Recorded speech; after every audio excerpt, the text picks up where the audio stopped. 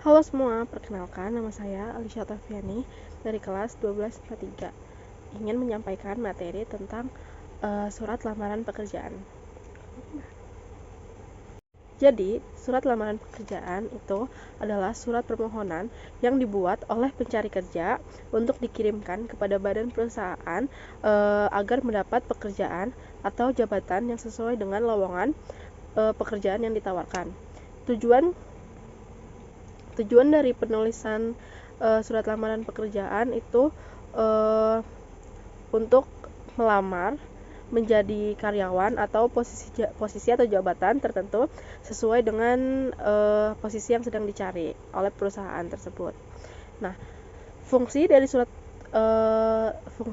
lamaran pekerjaan itu yang pertama sebagai alat komunikasi untuk memberikan informasi mengenai identitas pelamar.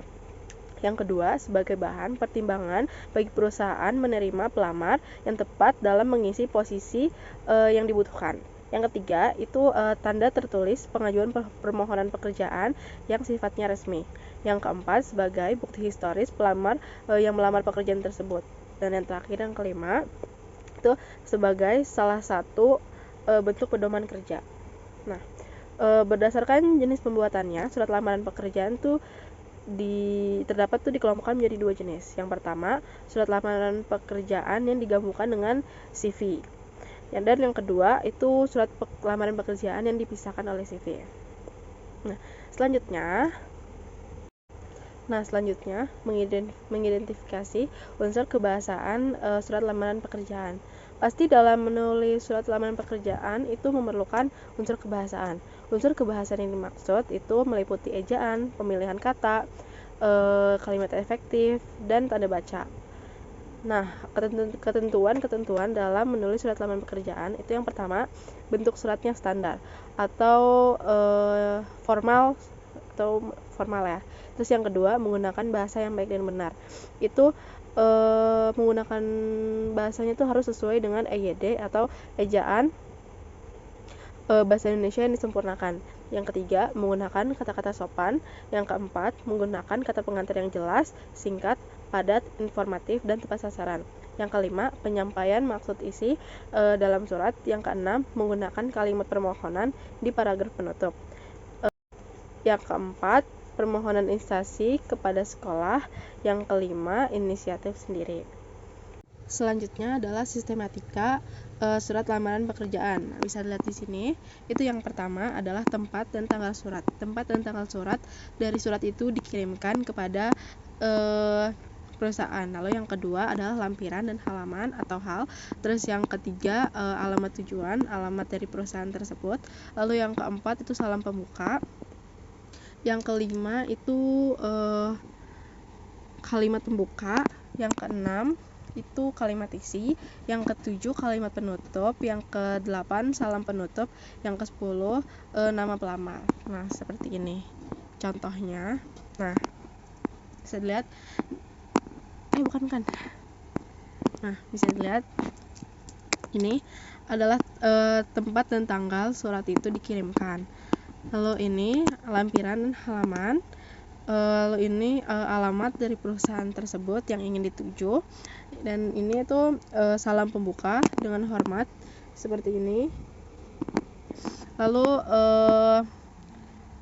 paragraf pembuka diisi dengan kayak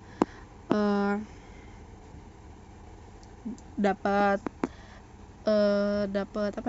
iklan itu dari mana, kenapa tahu gitu.